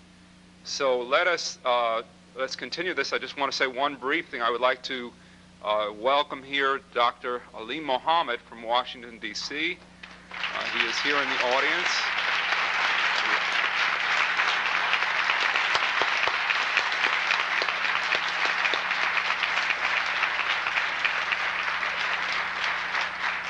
It's a pleasure having him here. Next question. My name is Mark Walker. I'm from Tidewater, Virginia. This is directed to either Lyndon or Helga LaRouche. When I talk to conservatives about the physical economy, there is a reflexive action against it, as if there's a big wall there, as if it's inflationary, socialist, Marxist, whatever that's there. What is your experience in breaking this reflex? Well, first of all, when you talk about a conservative, you have to understand why I sometimes say that the synonym for neoconservative is rubber marmalade. Because most of these fellows that I know of who are the so-called neoconservatives were at one time either followers of Bukharin or Trotsky. And somehow, because the bankers who financed them told them to move in a different direction, they are now called right-wingers. But if you, their version, when they were Marxists, and I knew some of them when they were Marxists, I debated them, they had the afflictions of which I spoke. They didn't, all they understood is what Marx learned from the British school of Haileybury. Remember, you'll find out Marx was, well, anyway, that'll take too long to answer. But in any case, they are that. Now, they are conservative does not mean that somehow they are not eccentric. As a matter of fact, they believe in economics 101. And many times I've tried to educate them, but generally I will look for a priest who will perform a different kind of operation on them, which will get the demon out of them. Now, the one thing you have to realize about these people is they're not serious. Most of these neoconservatives have mouths which they rent. They have taximeters somewhere behind their ear. They rent their mouths. They work for financial interests. They dream of sitting at a personal computer and making $1 million speculating on derivatives or options without working for it. They walk around and pretend to be very important people who know all about high finance. And if you get them in a corner and talk to them, they're really very stupid. And that's the problem. And I wouldn't treat them seriously. Some of them are salvageable, but they would have to go through an exorcism, I believe, to reach that quality.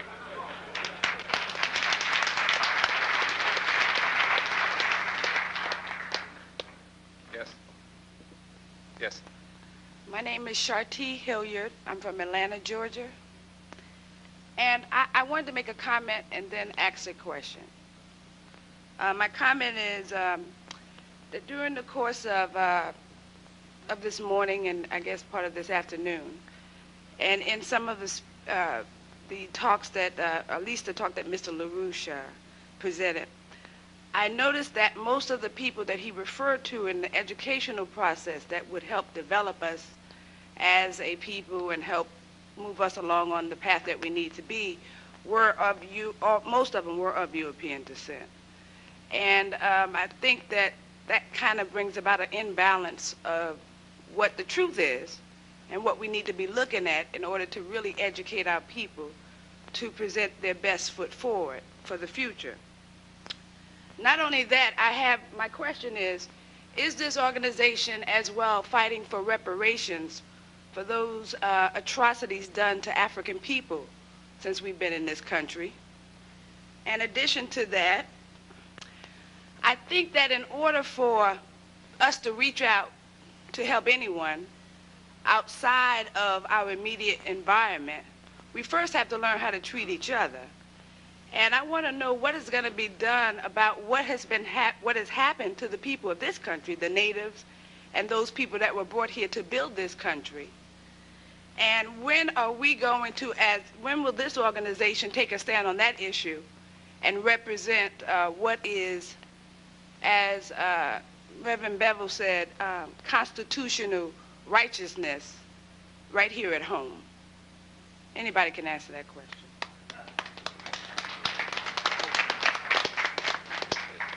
The history of human achievement prior to, say, 4,000, 6,000 BC, or in that range, includes the discovery or the precursors of science in such forms chiefly as the development of astronomy, solar, sidereal calendars of 26,000 year and longer cycles. That was an achievement which occurs in China, it occurs in Central Asia, to our knowledge. It occurred in pre-pyramids Egypt, otherwise they wouldn't have had a pyramid. They didn't make the discovery first. However, the development of science, the development of the crucial features of modern culture, although they had a great debt to many sources in humanity before them, China, Central Asia, India, Egypt, and so forth, that the development of science in Europe during the 15th, 16th, 17th century, into the 18th century in particular, is a phenomenon which is not replicated yet in any part of the world in human history. Now, so therefore the child who is being educated must be given the knowledge which has been given from wherever it comes. I take the view that whatever is created which is valuable belongs to everyone. As far as to the people who suffered slavery in this country and Jim Crow, in some ways 60 years or 65 years of Jim Crow left scars as deep as slavery, particularly if you remember that slavery ended in this country in 1865 and Jim Crow was officially established in 1901. So that gives you about 36 years of non-slavery, which is just a little over a generation. And then people were put back in the name of not being slaves to being slaves for 65 years, essentially, before officially we ended the form of slavery called Jim Crow. The problem is some people today, young people, forget that because they didn't live through that. The civil rights movement made a change, which is not to be forgotten.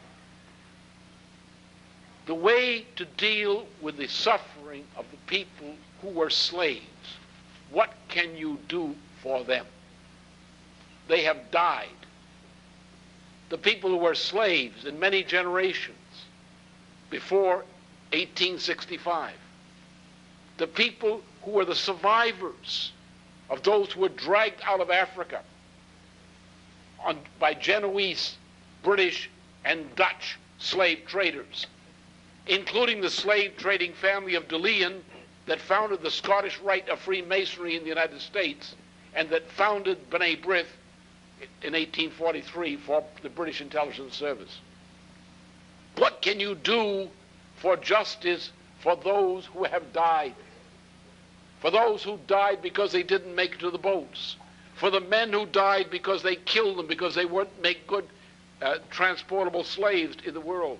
For those who died on the boats and never made it? For those who suffered, what can you do? You can tell their story and talk about their descendants. You can be infused with a sense of justice undone. And you can say, what can you do for them?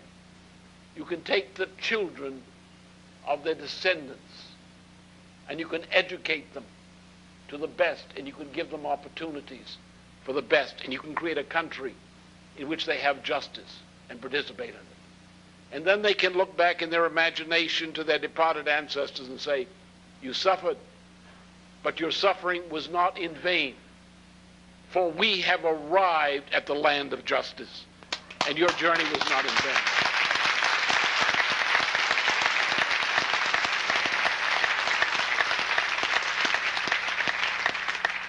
I want to speak to this question in relationship to when people meet, what lie be on the floor.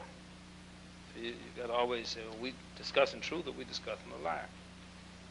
Now, go back to constitutionality.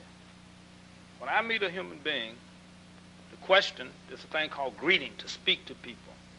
Good morning. What you're really saying is, what is our collective, common, constitutional interest and responsibility, and how do we exercise the authority thereof? That's a greeting. Our Constitution and law, and theological law, does not give credence to the assumption of race. The assumption of race is a language created by criminals who breed slaves, horses, whores, and hounds. They come up with this race theory.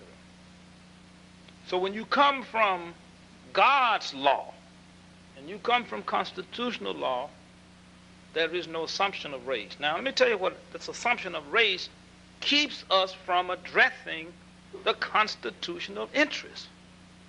The question is, how then do we educate our young people, boys and girls, so that they are institutionally sovereign and economically independent? Because it's an assumption that under slavery, the blacks suffer more than the white.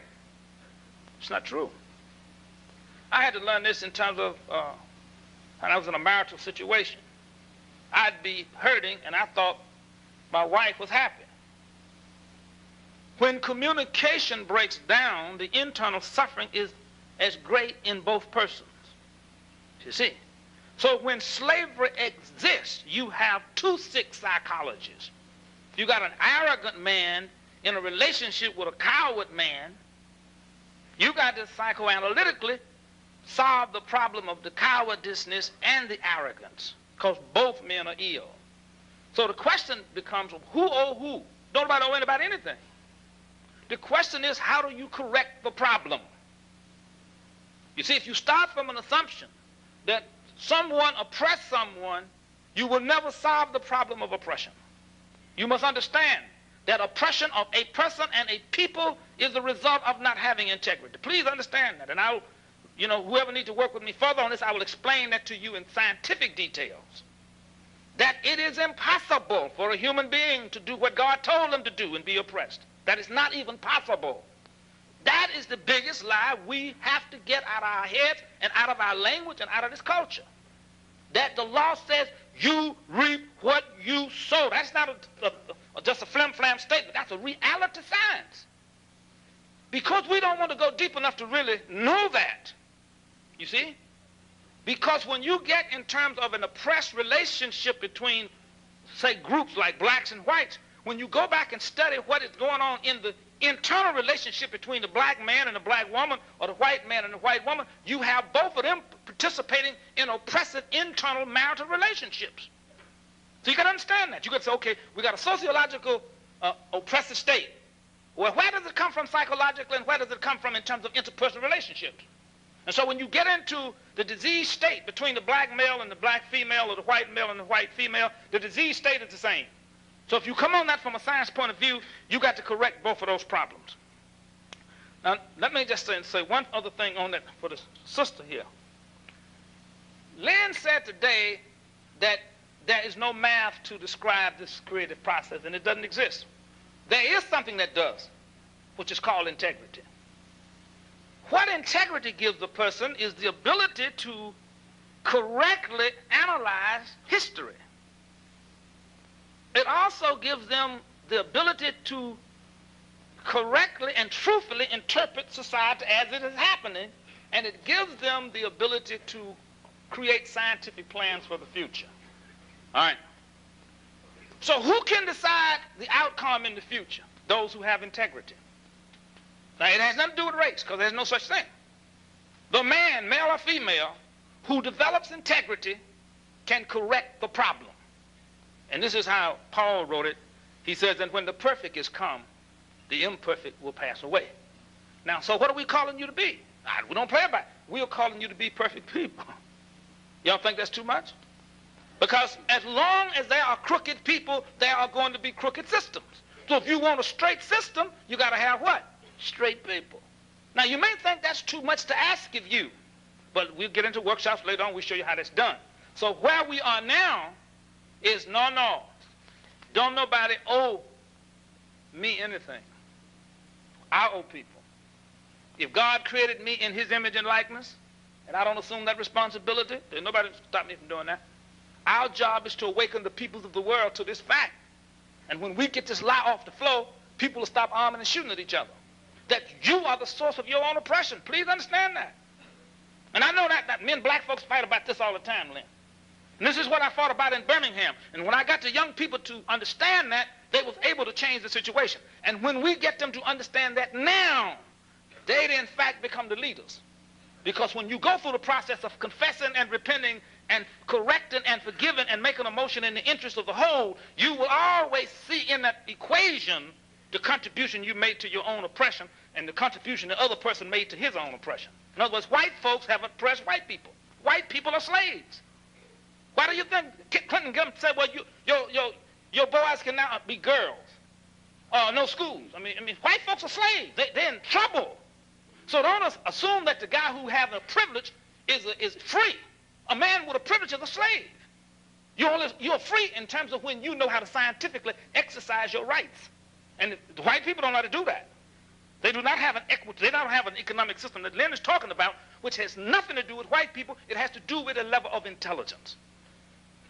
And I have to say this before I sit, because this question come up. Why do you subscribe to what they call white science? Ain't no such thing as white science. Ain't no such thing as white chemistry. There's no such thing. I mean, aviation and aeronautics is aviation and aeronautics. That's period. Now, if you want to fly, you can't go study white flying and black flying. You just have to study aviation and aeronautics. Now, it would be well for those who have not resolved the problem of the inferiority complex to understand, and you can go back and study history, and I think one of the great contributions that Lynn has made to theology, and it'll come out in the future, is that there's a strand of history that's missing from our theological, historical understanding. All of the sciences that came out in Europe, if you go back and study Nicholas of Cusa and all these guys were Christians. And I don't mean in the shout and going to church foolishness game. I mean they thought Christian theology. That's why that development took place in Europe. And let me say to you this. When we put in precinct councils, and get all of the people to start thinking through church work and government work and business work and clinic work and home work and school work as a lifestyle, you will see that it has nothing to do with race. That the American people, black and white and Indians, when we put the precinct councils in, we will set off an industrial scientific revolution and renaissance unprecedented in the history of man. But not because somebody gives somebody some meat from last year. No, what we can create now. So our job is to release the creativity of the American mind and the children's mind by fighting for an economic and educational policy. If you get into this game about pay us back, the hustlers are going to beat you in that game. Yeah. Let's talk about what happened under Johnson's OEO policy. Who got the money? The hustlers. But when you get into correcting the problem, making sure that all children are educated so they can produce and run institutions, now you're protecting the educational rights and the economic development rights of all of the children and all of the people, and out of that they create wealth that's untold.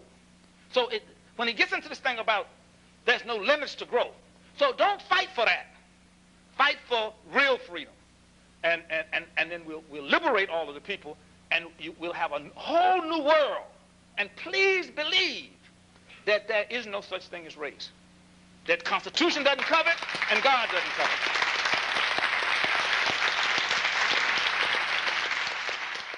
See that everybody was able to get their civil rights and to vote. Dr. King decided he was going to make him his lieutenant. So he called upon him. He found out that he had an unusual amount of wisdom and understanding about what was going on. So he told him that I want you to help to make the programs and the plans that I will have to abide by. And he did. And everybody thought he was so great that when they found out that he did not believe in segregation either way, then they figured that he has gone beyond what some of even the leaders of the African Americans did believe in. And that was when Dr. King was killed. Everybody was upset. And they caught James Earl Ray. And immediately they were saying, just like the people said when Christ was about to be crucified, crucified James Earl Ray because he killed Dr. King. Killed him. Put him in the electric chair. And Reverend Bevel said, no. Let us give the man a fair trial. And because of his not believing that this man should be put in prison without a fair trial, a lot of his own people and my people felt that he was against what we stood for. But he realized, and it is true, that discrimination and segregation is like the sun in that it shines upon people regardless of color, creed, denomination, or servitude of birth. And to this day, we have found that James Earl Ray was just a pawn in the hands of those who are stronger than he was. And I introduce to you a man who is still fighting that James Earl Ray will have a fair trial, Reverend James Bevel.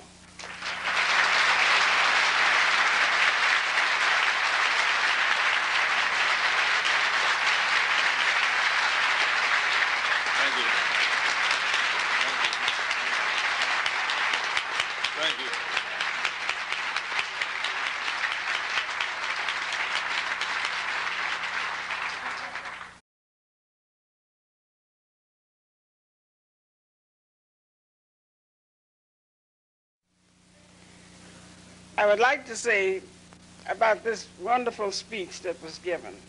If you did not understand everything that Lynn was speaking about today, I suggest that you sign up to become a part of Schiller Institute and attend some of the organizations, programs that they have, and the schools that they have, and you will be very much blessed.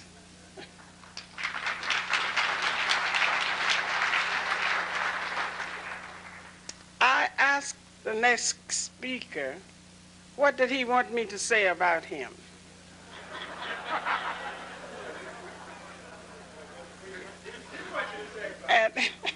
And he said, use your own mind. It reminds me of the time my son was approximately 2 years old. And I had a way of playing with him. I'd take my finger and say, bite, and jerk my finger back. And once I forgot to move my finger, and he bit. And I said, oh, you bit me. He said, you told me to do it. So whatever I say, he told me to do it.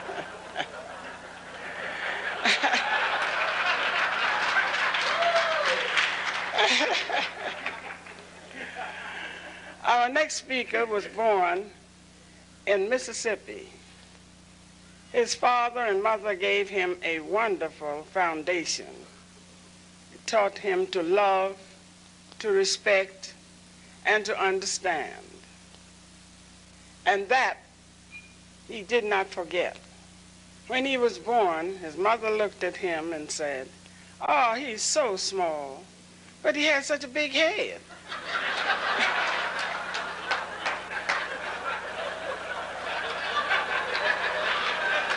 He told me to say it.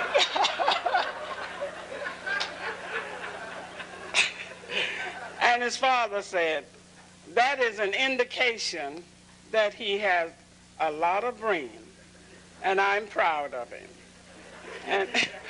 And he has made us proud of him ever since. He had a way of being kind to people, regardless of whom it might be. He would help elderly women across the street when he thought that they could not cross. He would help his young sisters and brothers. He would even help those that he didn't know. For example, he was on the playground, and they were sliding up and down one of the sliding boards. And of course, in those days, the sliding boards had just plain wood. And the little boy, whom he didn't even know, was sliding down the board, and one of the splinters tore his pants. And the boy started crying. He said, why are you crying? He said, because my mother's going to whip me for tearing my pants. And he said, I've got a nickel in my pocket. I'll give it to you if you stop crying. And he gave the nickel to the little boy. He is still that type of fellow who believes in giving and forgetting that he has given. Having been born in Mississippi, a place where people were told that because of the color of your skin, you cannot rise. His father and mother told him differently, that the sky is the limit. All you have to do is to work toward your aim in life, to hitch your wagon to a star and climb up the very top. And he has tried. And I can say that he has done very, very much to change the situation. He was told that we are going to try to break these shackles that African Americans are under. They cannot register. They cannot vote. They cannot have their civil rights like everybody else. Yet, they have to pay their taxes. In those days, his father had to work on the road to pay taxes. Yet, he could not vote. And he was not registered. And he could not take a part of the civil rights that every American is supposed to take. After he found out that he could not expand in Mississippi, he decided that he would travel. And he went somewhat north. He went to Canada. He went to Cincinnati. He went to Chicago. And during that time, he was just a young man. He found that Martin Luther King was determined with those around him to see. Thank you, Sister Amelia Boynton, and to my good friend, the friend of mankind, Brother Lyndon, to Sister Helga, and to all of my associates and all of you who are here. I am happy to be here. This is a marvelous occasion to be here in America in 1994 to hear Lyndon LaRouche say with absolute authority that the Titanic is going to sink. Well, I don't get too disturbed about it because we was at the concert last night, and McFerrin was over there intimidating people with his singing. You see, he have this great ability to intimidate people. He gets to sing and have you thinking you can't sing. But what was interesting, he was actually singing about, and I was saying to someone last night, I said, now people not listening to him. He was singing this thing about, give me Jesus. And I remember we used to sing that and people said, you guys are crazy. Here you walk around, the white folk got everything and you just want Jesus. Well, now what Lyndon was talking about today when he talked about civilization in the last 600 years, he's talking about those communities and congregations of people, most of whom were European people who grasped and applied the principles of Christ to social living. And civilization advanced to the degree that the person or people adhere to those principles. And outside of that, there is no civilization. Now a guy can say, well, I'm a Buddhist. It doesn't make any difference. You still got to be a Christian. If you're Buddhist, if you're a Muslim, you still got to be a Christian if you're going to be rational and conscious. Because you got to deal with the truth of that discovery. Because this guy, Christ, discovered something. And we want to talk about that today.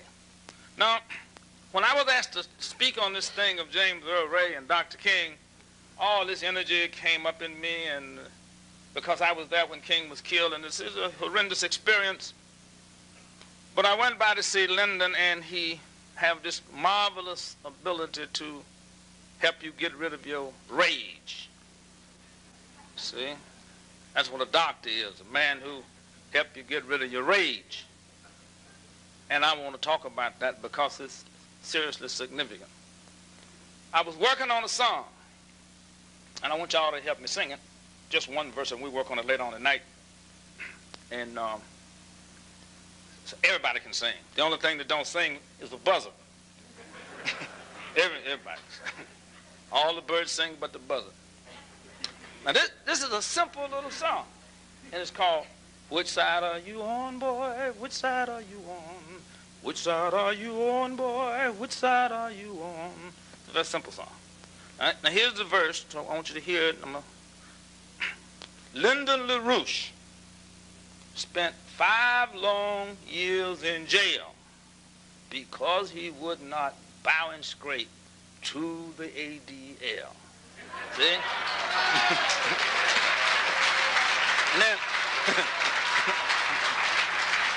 and then we go back in. Which side are you on, boy? Which side are you? See that? Which side are you on, boy? Which side are you on? They say Lyndon LaRouche spent 5 long years in jail because he would not bow and scrape to the ADL. Oh, which side are you on, boy? Which side are you? Everybody, which side are you on, boy? Which side? Now, let me tell you something. Now, a lot of people ain't singing. Now, the reason you are not singing, you have not yet decided which side you're on. See, you still over in that 101 economics. So I want everybody to sing. Like I told you, everybody can sing except the buzzer. Are we going to sing now? All right, let's go. Which side are you on, boy? Which side are you on? Everybody, which side are you on, boy? Which side are you on? Lyndon Little Rouge spent 5 long years in jail because he would not bow and scrape to the ADL. Oh, which side are you on? Everybody, which side are you on, boy? Which side are you on? Good. I just want to, now tonight we're going to work on creating some more verses on this song. You know, I was working on one verse that says the ADL hired elected Negro congressmen to supervise their blacks, but they all lost their credibility